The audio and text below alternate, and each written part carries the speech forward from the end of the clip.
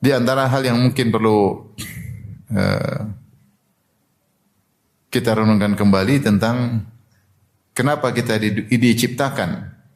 Kita apa diciptakan? Kita diciptakan untuk apa, ikhwan dan akhwat? Untuk beribadah kepada siapa? Allah. Untuk beribadah kepada Allah. Salah satu tujuan untuk beribadah kepada Allah. Salah satu tujuan di antara bentuk ibadah yang paling agung adalah mengenali Allah. Mengenali Allah. Makanya Allah berfirman, "Wa ma khalaqtul jinna wal insa illa liya'budun." Tidaklah kuciptakan jin dan manusia kecuali untuk beribadah kepadaku, kata Allah Subhanahu wa taala. Ada seseorang merenungkan, dia bilang tidaklah Allah ciptakan apapun kecuali ada tujuannya. Allah enggak ada ciptakan sesuatu batila. Rabbana ma khalaqta hadza batila. Ya Allah, tidak ada kau ciptakan ini sia-sia. Kau ciptakan langit ada tujuannya.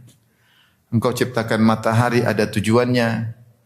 Engkau menciptakan rembulan ada tujuannya.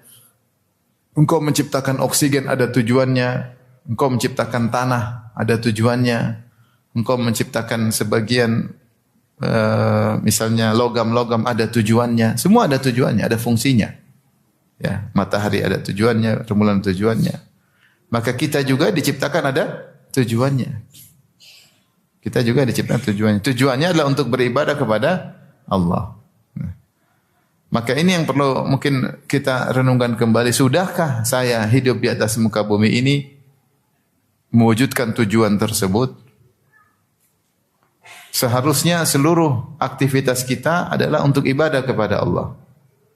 Seharusnya kita sebagaimana firman Allah, "Qul inna salati wa nusuki wa mahyaya wa mamati lillahi rabbil alamin." Katakanlah sungguhnya hidupku, matiku hanyalah untuk siapa? Allah. Salatku, sembelihanku, hidupku dan matiku hanya untuk Allah. Seharusnya setiap aktivitas kita bernilai ibadah. Seharusnya demikian. Seharusnya setiap waktu yang kita lewati harusnya ibadah kepada Allah. Harusnya ibadah kepada Allah. Nah, kita renungkan kembali. Ternyata banyak sekali waktu-waktu kita yang terbuang yang tidak bernilai ibadah. Maka mulai dari sekarang, coba kita ingat-ingat kembali ayat ini. Saya diciptakan buat apa? Untuk ibadah kepada Allah. Maka berusaha seluruh aktivitas adalah untuk cari pahala. Sampai misalnya minum kopi. Saya minum kopi, saya suka kopi. Tapi saya ingin dapat pahala dengan kopi ini. Supaya apa? Supaya ngisi kajian tidak ngantuk. Kalau saya niatkan gitu dapat pahala. Ya. Atau seorang misalnya minum kopi berlezat-lezat. Saya minum kopi lezat-lezat, ini halal. Supaya saya tidak minum yang pahit, yang khamar. Dapat pahala. Semua tergantung apa nih? Niat. Innamal a'malu binniyat. Saya olahraga supaya apa? Supaya kuat untuk ibadah, supaya sehat, bisa bangun salat malam, bisa beraktivitas ngurus anak istri, bisa berbakti pada orang tua, olahraga, berkeringat karena Allah dapat pahala. Ini kita bicara perkara duniawi. Mulailah kita renungkan bahwasanya kita berusaha segala aktivitas kita karena Allah. Ini bekal kehidupan kita dalam perjalanan dunia. Usahakan setiap aktivitas kita bernilai pahala. Sampai perkara-perkara yang menunjukkan seakan-akan jauh daripada ibadah seperti kemesraan suami istri juga bernilai pahala. Seperti firman Allah Subhanahu wa taala, "Nisa'ukum harthul lakum fa'tu harsakum anna syi'tum." Sungguhnya istri kalian adalah sawah ladang kalian, maka datangilah sawah ladang kalian sebagaimana yang kalian sukai. Terserah bagaimana caranya, kapan kalian ingin datangi. Kemudian kata Allah setelah itu, waqaddimu li anfusikum, dan persembahkanlah buat diri kalian amal saleh. Bayangkan setelah Allah sebutkan tentang ayat anjuran untuk mendatangi istri, setelah itu Allah sebutkan waqaddimu li anfusikum, persembahkanlah untuk diri kalian amal saleh. Maka para ulama membahas dalam buku tafsir apa amal saleh yang bisa diraih di balik berhubungan dengan istri. Maka mereka sebutkan seorang akan mendapatkan pahala ketika berhubungan intim dengan istri jika misalnya niatnya untuk mendapatkan anak yang soleh, dapat pahala. Misalnya agar dia menyalurkan hasratnya di cara yang benar untuk menghindarkan diri dari zina, maka dia dapat pahala. Misalnya untuk agar bisa mesra, mengambil hati istri, menyenangkan istri, maka dia dapat pahala. Banyak bisa didapatkan. Sehingga kegiatan tersebut yang seakan-akan jauh dari nilai pahala, ternyata di balik itu juga ada pahala. Makanya Rasulullah SAW mengatakan, fi buti ahadikum sadaqah. Engkau menggauli istrimu, kau dapat pahala. Sampai sahabat bertanya, ya Rasulullah, ayadhanu ahaduna syahwatahu fil halali walahu ajrun. Ya Rasulullah, apakah seorang meletakkan syahwatnya di saluran yang benar, di istrinya, kemudian dia dapat pahala? Kata Rasulullah SAW, ara'aitum law wada'ahu fil harami akana alaihi wizrun. Bagaimana menurut kalian kalau dia meletakkan air maninya, syahwatnya di tempat yang haram, dia berzina, bukankah dapat dosa? Kata sahabat, tentu. Nah, kalau gitu, kalau dia letakkan pada istrinya, dia dapat pahala. Ini contoh, maksud saya, aktivitas, ini cuma butuh waktu 1 detik aja untuk renung, karena Engkau ya Allah. Sebentar, tapi efeknya luar biasa, kita selalu ingat Allah. Kita ketemu kawan, niatkan karena Allah. Ada orang datang, mau ngobrol sama kita, niatkan karena Allah. Kita mau belanja sesuatu, niatkan karena Allah. Membelikan hadiah buat istri, niatnya karena Allah. Membelikan hadiah buat anak-anak, niatnya karena Allah. Ajak anak-anak jalan-jalan, niatnya karena Allah. Supaya anak-anak semangat lagi belajar. Liburan ajak jalan-jalan, supaya semangat lagi belajar. Anak-anak butuh refreshing. Bukan cuma ibu-ibu aja yang ke mall, anak-anak juga butuh refreshing. Buat semangat untuk belajar lagi. Jangan sampai sudah di pondok suruh ngapal, pulang suruh ngapal lagi. Waduh, bisa stres anak-anak. Nah, ini contoh agar bekal kita banyak dengan meniatkan segala aktivitas kita karena Allah. Ibu-ibu banyak bisa ibu lakukan. Masak, niatkan karena Allah. Ngelayani suami, niatnya karena Allah. Bikinkan kopi buat suami, niatnya karena Allah. Cucikan pakaian suami, niatnya karena Allah. Ngantar makanan, suapin suami, niatnya karena Allah. Sikat gigikan suami, niatnya karena Allah. Kalau suami suka, biarin aja. Ada suami yang suka aja, nah apa? Ya. Ada suami yang suka dilayani. Ya. Yang suka kaos kakinya dibuka sama istrinya. Ada yang seperti kalau ada masalah ya. Aisyah radhiyallahu anha dulu apa? Menyisir rambut Nabi sallallahu alaihi wasallam. Beri minyak wangi kepada tubuh Nabi sallallahu alaihi wasallam. Aisyah yang nyisir rambut. Ini bapak-bapak kasihan rambutnya panjang, dia nyisir sendiri. Kasihan. Istri kemana, Pak? Lagi masak ya. Punya parfum banyak, semprot sendiri. Kasihan. Harusnya ada istri yang semprotin, bagus. Kalau istri yang pakein, istri dapat pahala enggak? Dapat pahala. Maksud saya sebenarnya banyak hal yang bisa kita lakukan. Begitulah agungnya niat. Begitulah agungnya niat. Nabi berkata, innamal a'malu binniyat. Amalan tergantung niat. La ajra illa an hisbah. Kata Nabi, tidak ada pahala kecuali jika ihtisab, diniatkan karena Allah Subhanahu wa taala. Baik, ini di antara hal yang perlu kita renungkan kembali sehingga aktivitas kita semuanya bernilai pahala. Bapak-bapak yang kerja kalau keluar rumah pagi-pagi ingin ke kantor, ingin jualan, ingin marketing, ingin sales, niatkan saya karena Allah. Sehingga semua kegiatan kita keluar dari rumah di bawah terik matahari, kemudian terkena banyak asap kendaraan, ya capek, menahan rasa kantuk. Ini pahalanya besar. Niat karena Allah. Agar tidak ada waktu yang terbuang-buang. Saya tanya sama ibu-ibu, bisakah nonton film Korea karena Allah? Saya tanya aja. Bisa enggak? Siapa tahu bisa. Kalau bisa dapat pahala. Saya tanya dulu, bisa enggak nonton film Korea karena Allah?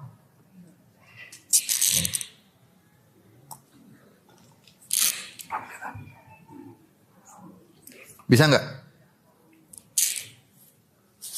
Inilah fungsinya. Di antara fungsi kalau kita sering niat karena Allah, kita akan mengontrol aktivitas kita. Kalau ini enggak bisa kita larikan karena Allah, berarti enggak benar. Berarti enggak benar. Paham? Saya tanya sama Bapak, bisakah beli jam harganya 1 miliar karena Allah? Coba renungkan aja, bisa nggak kira-kira? Susah kan? Susah. Sehingga ketika ini, karena kalau kita selalu mengontrol hati kita karena Allah, banyak hal yang bisa kita filter. Yang kita filter. Ya. Susah ya. Oleh karenanya, karena Allah, ya, hidup lebih berkah, aktivitas lebih terkontrol, lebih jauh dari kemaksiatan. Jauh dari kemaksiatan. Maka sering-seringlah kita berniat karena perkara sederhana ya. Ketemu kawan, ajak kawan main di rumah, olahraga, ngobrol, menyenangkan hati orang, ketemu tetangga, salaman, senyum, kirim kue ke teman, ucapin salam kepada orang miskin. Orang miskin kalau ada orang kaya salam dia senang enggak? Senang, dia merasa dihargai. Ada tukang sampah kita, Assalamualaikum Pak, senang enggak tukang sampah? Senang, tapi kalau antum jalan begini dia tersinggung. Dia tersinggung, manusiawi. Dia kerja buat kita. Sehingga segala aktivitas berpahala. Sehingga kita tidak lari daripada tujuan kita diciptakan. Wa ma khalaqtul jinna wal insa illa liya'budun. Antum kira kita diciptakan begitu saja? Enggak ada tujuannya dan kita akan dihisab. Allah mengatakan afahasibatum annama khalaqnakum abatha wa annakum ilaina la turja'un. Apakah kalian menyangka kami ciptakan kalian cuma main-main doang? Abath, hanya sekedar senda gurau. Bermain-main. Wa annakum ilaina la turja'un. Kemudian kalian tidak dikembalikan kepada kami. Tentu jawabannya tidak benar. Kalian diciptakan karena ada tujuan. Kalian akan dikembalikan dan akan dihisab oleh Allah Subhanahu wa taala. Allah berfirman juga, ayah sabul insanu ayyutraka suda. Alam yakun nutfatan min mani yumna. Thumma kana 'alaqatan fa khalaqa fa sawwa. Dan seterusnya. Apakah manusia menyangka dia diciptakan begitu saja tanpa ada tujuan? Tidak diperintahkan, tidak dilarang. Semua ada tujuannya. Semua ada tujuannya. Maka pastikan aktivitas kita semuanya untuk ibadah. Kalau kita pun terjatuh dalam kesalahan dosa, apa ibadah di balik dosa? Bertobat dan istighfar. Kalau kita dapat nikmat, apa ibadah di balik nikmat? Bersyukur. Kalau kita diuji terkena musibah, apa ibadah di balik musibah? Bersabar. Sehingga seorang berputar pada ibadah kepada Allah. Semua aktivitas adalah ibadah. Makannya ibadah, minumnya ibadah, tidurnya ibadah. Apa kata Mu'adz bin Jabal? Inni la ahtasibu naumati kama ahtasibu qaumati. Aku berharap dapat pahala dari tidurku sebagaimana aku berharap dapat pahala dari salat malamku. Kenapa? Mu'adz bin Jabal kalau mau tidur niatnya untuk bangun salat malam. Pernahkah kita mau tidur niat bangun salat malam? Ya, pernah beberapa kali. Atau kita pas mau tidur nonton YouTube, Facebook sampai ketiduran. Mana mau niat? Pas nonton Facebook nonton ijazah. Asli atau palsu? Asli palsu enggak? Sampai ketiduran. Terus enggak sempat niat. Kenapa? Karena sebelum tidur murojaah. Murojaah Facebook, murojaah YouTube. Tapi kalau sebelum tidur baca doa, sebelum tidur ngaji, dia pasti ada niat. Sehingga tidur dia 5 jam, 6 jam, semuanya berpahala. Sehingga tidak ada satu detik pun yang lepas dari kita kecuali bernilai pahala. Kelihatannya sepele, tapi ini bekal luar biasa. Ini kelihatannya sepele, tapi ini signifikan dalam hisab nanti pada hari kiamat kelak. Maka sering-sering kita ingat karena Allah. Ibu-ibu, saya tadi sudah ajarin kan, jadi kalau suami pulang sambut dari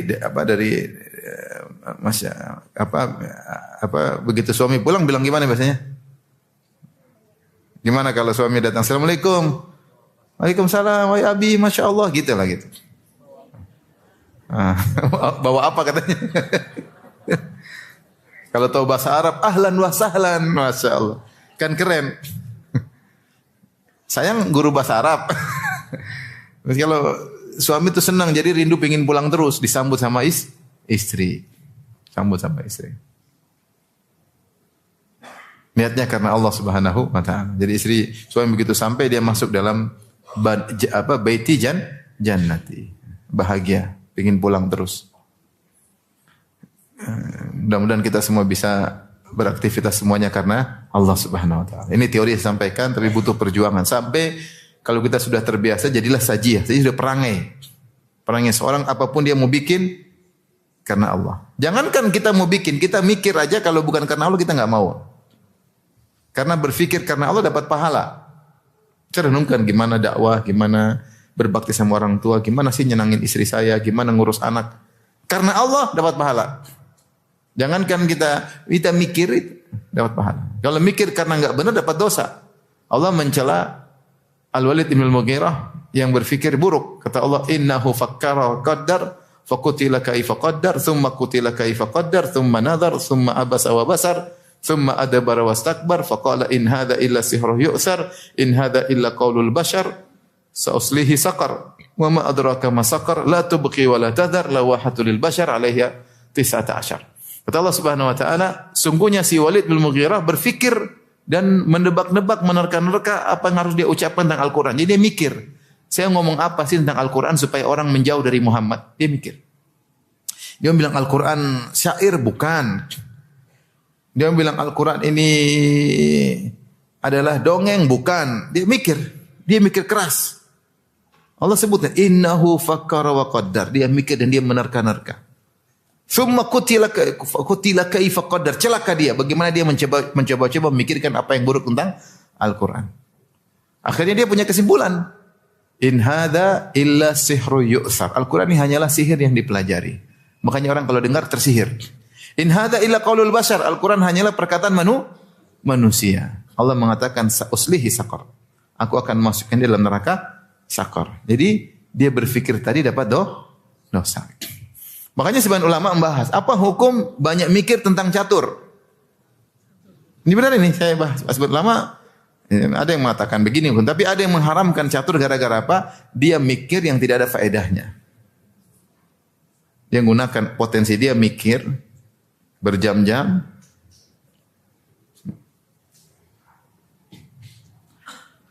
Maka orang yang cerdas, memikirkan hari akhiratnya, dia berusaha mikir pun karena Allah. Bagaimana mikir karena Allah? Mikir dagang enggak apa-apa, mikir dagang supaya berhasil enggak apa-apa, tapi niatkan karena Allah. Saya ingin sukses. Mikir gimana anak-anak kerja apa, anak-anak bisnis apa, mikir. Buat apa? Karena Allah, tapi harus ingat karena Allah. Jadi jangan antum sangka aktivitas cuma lisan dan perbuatan, pikiran antum juga aktivitas. Pikiran juga itu apa? Aktivitas. Maka niatkan karena Allah. Yang usia 60 tahun kan banyak berfikir biasanya. Iya enggak? Atau yang muda yang banyak fikir. Hidup kita diantaranya berfikir. Nah, kalau berfikir karena Allah dapat pahala. Bukankah Allah memuji orang-orang berfikir tentang keagungan Allah? Inna fi khalqis samawati wal ardi wa ikhtilafil laili wan nahari la ayatin li ulil albab alladzina yadhkuruna Allaha qiyaman wa qu'udan wa 'ala junubihim wa yatafakkaruna fi khalqis samawati wal ard. Rabbana ma khalaqta hadza batila subhanaka faqina adzabannar. Sungguhnya pada penciptaan langit dan bumi dan pergantian siang dan malam ada tanda-tanda kebesaran Allah bagi orang-orang yang cerdas, yaitu orang-orang senantiasa berzikir kepada Allah dalam kondisi berdiri, dalam kondisi duduk, dalam kondisi berbaring. Wa yatafakkaruna fi khalqis samawati wal ardh. Kemudian mereka merenungkan tentang penciptaan langit dan bumi. Mereka berkata, ya Allah, tidak mungkin kau ciptakan ini semua sia-sia tanpa tujuan. Faqina adzabannar. Maka selamatkanlah dari neraka Jahannam. Lihatlah bagaimana mereka dipuji oleh Allah karena berfikir yang benar. Berfikir yang benar. Antum tadabbur, afala tadabbarun al-Quran, baca Quran ini ayat maksudnya apa? Ini maksudnya apa? Dapat pahala.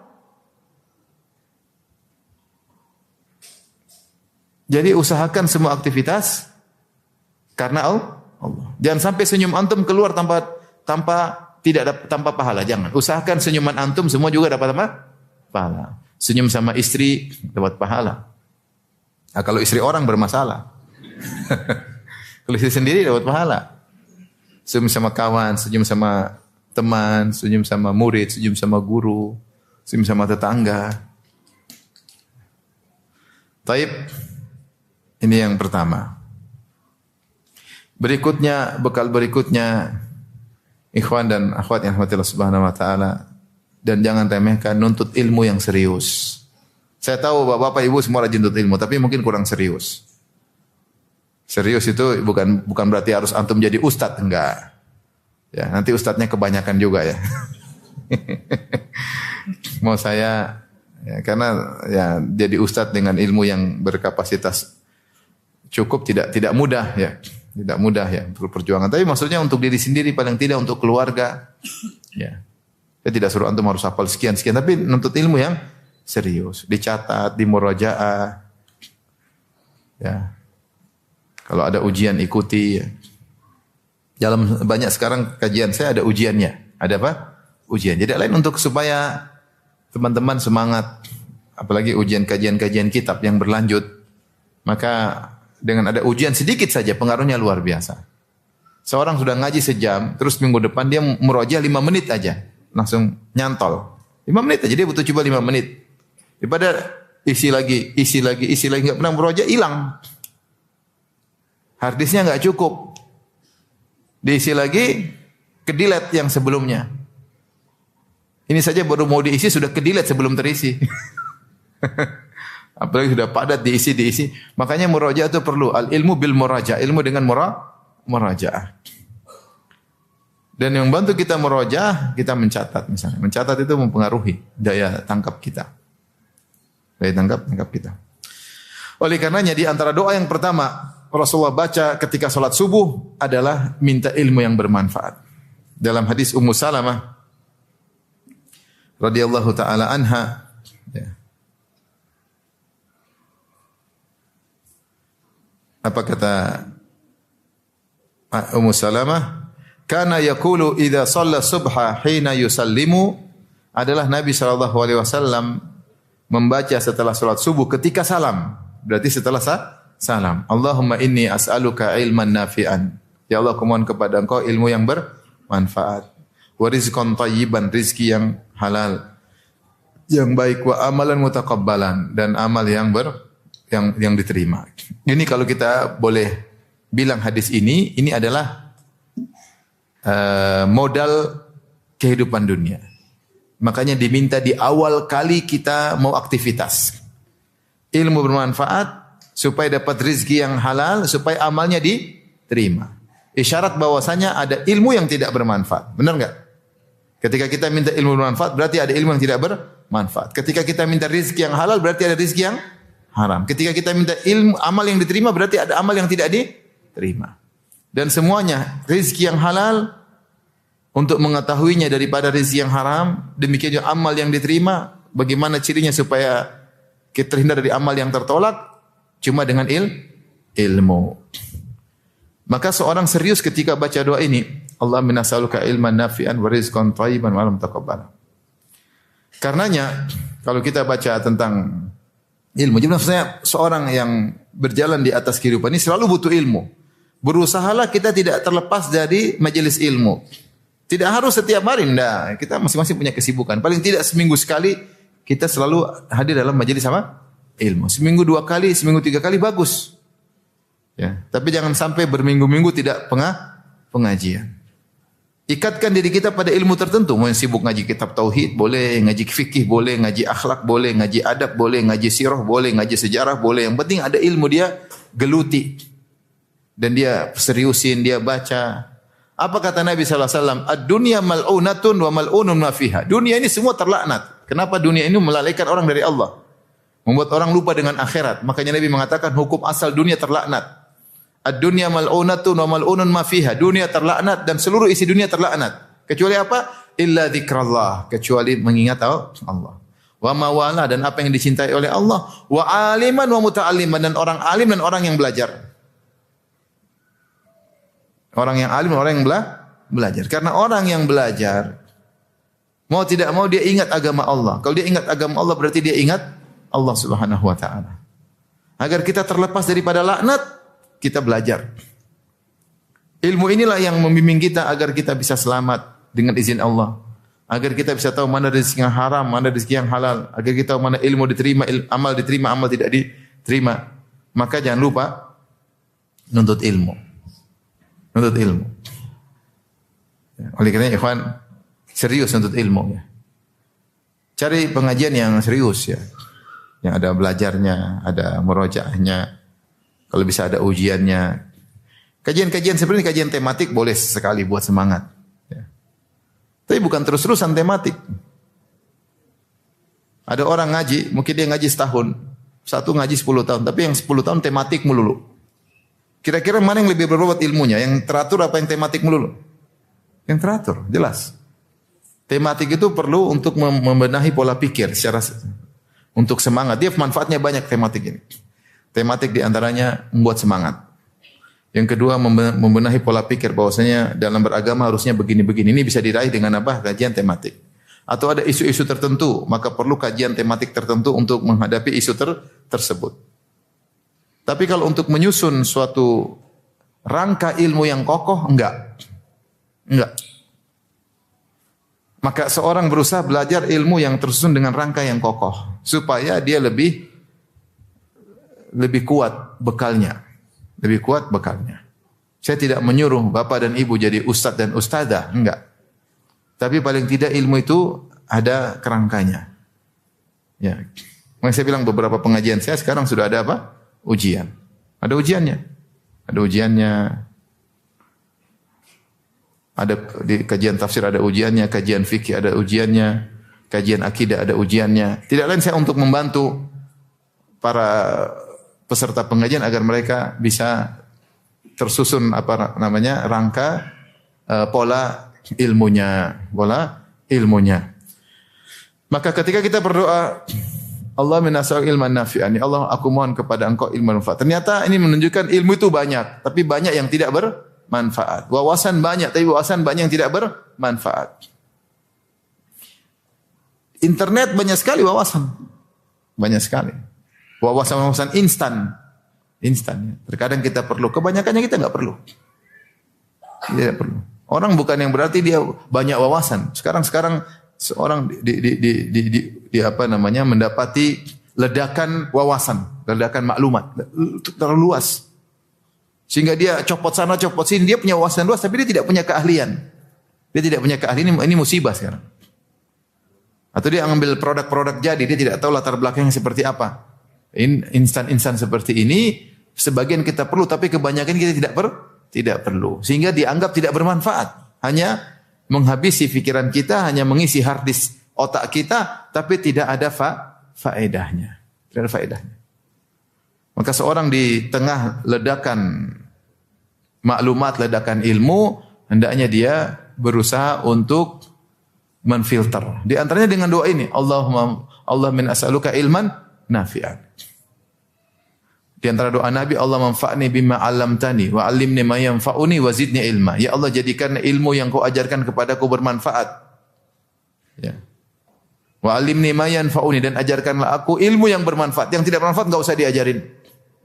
Wa zidni ilma, dan tambahkanlah bagiku ilmu.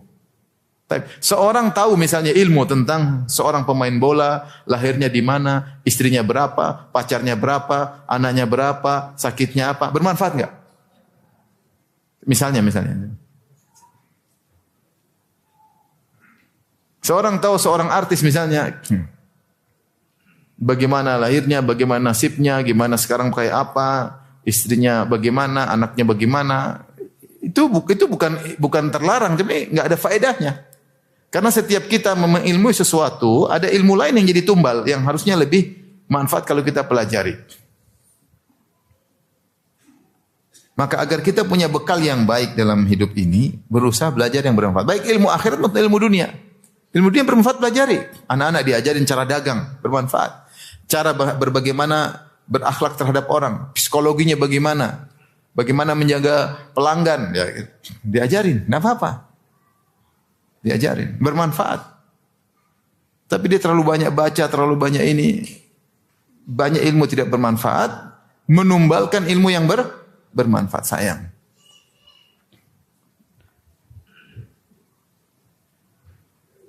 Dan ini akan repot bagi dia di akhirat karena kan ditanya tentang apa yang dia pelajari, apa yang telah dia amalkan.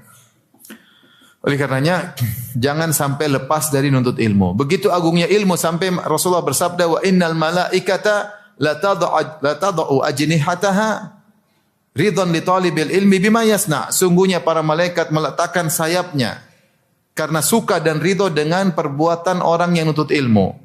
Sebagian ulama berpendapat maksudnya malaikat meletakkan sayap itu malaikat turun. Kalau ada orang belajar nuntut ilmu, malaikat turun untuk menghormatinya.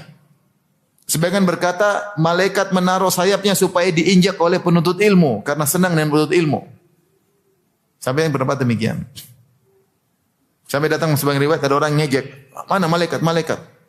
Hati-hati jangan sampai keinjak, dia ngejek. Akhirnya kakinya lumpuh. Sehingga sebagian ulama menafsirkan maksudnya benar-benar malaikat ya hal gaib kita enggak tahu. Tapi karena dia ridha, dia letakkan sayapnya sehingga dipijaki oleh penuntut ilmu. Luar biasa. Majelis ilmu itu luar biasa. Tapi ilmu yang benar. Gurunya yang benar. Belajarnya runut. Ya. Jangan sampai menuntut ilmu malah pikiran duniawi. Menuntut ilmu malah ajang pamer ini, pamer anu. Menuntut ilmu tapi bicaranya artis-artis melulu. Ya.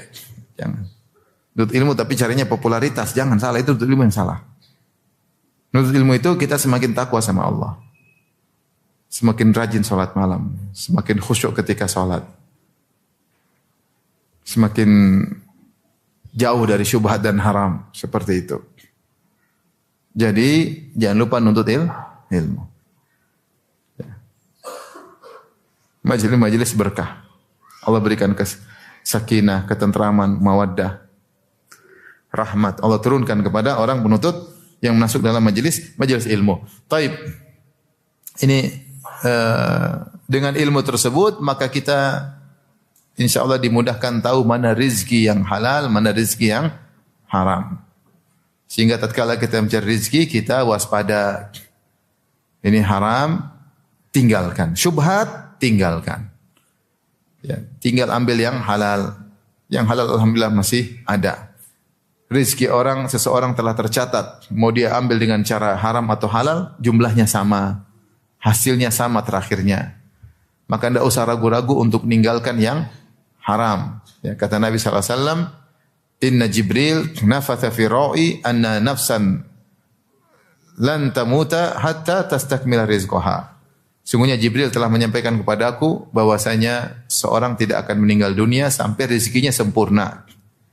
Ya, rezekinya sempurna, enggak dikurangi sedikit pun. Ya. Fa ajmilu fi talab. Kalau gitu carilah rezeki dengan cara yang baik. Cara yang baik. Jangan terlalu ngoyo. Bukannya tidak berusaha. Cari kata Nabi. Tapi jangan terlalu ngoyo. Ya. Sampai lembur 5 jam. Kasihan. Kapan ketemu anak istri kalau lembur sehari 5 jam. Kemudian kata Nabi SAW. Khudhu mahalla. Ambil yang halal. Wada'u maharum. Tinggalkan yang haram. Sudah selesai. Ada untung banyak yang haram. Tinggalin. Nanti Allah ganti dengan cara yang halal. Tidak usah ragu-ragu. Sudah. Ini bukan rezeki saya. Rezeki saya sudah tercatat. Rezeki saya bukan di tanganmu. Rezeki saya di tangan Allah Subhanahu wa ta'ala. Ya.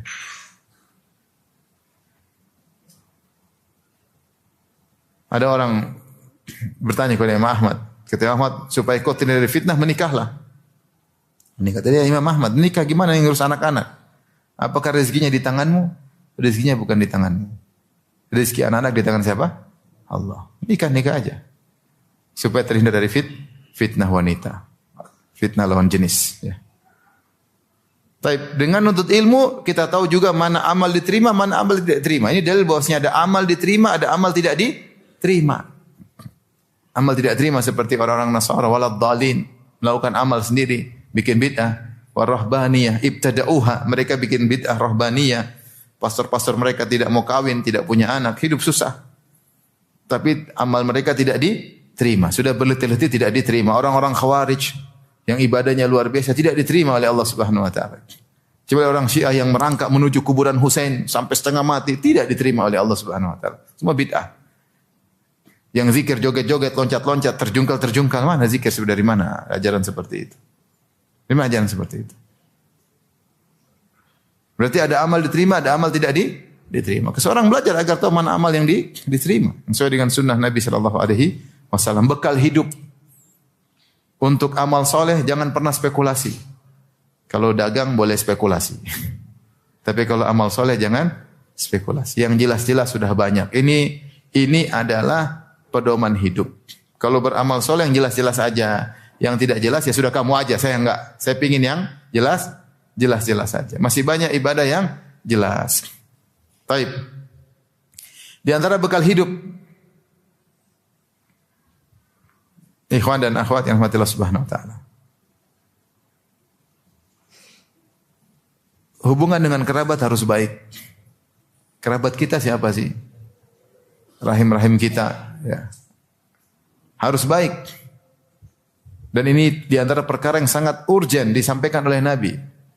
Penyambung silaturahmi. Dalam Al-Quran banyak sekali perhatian terhadap kerabat.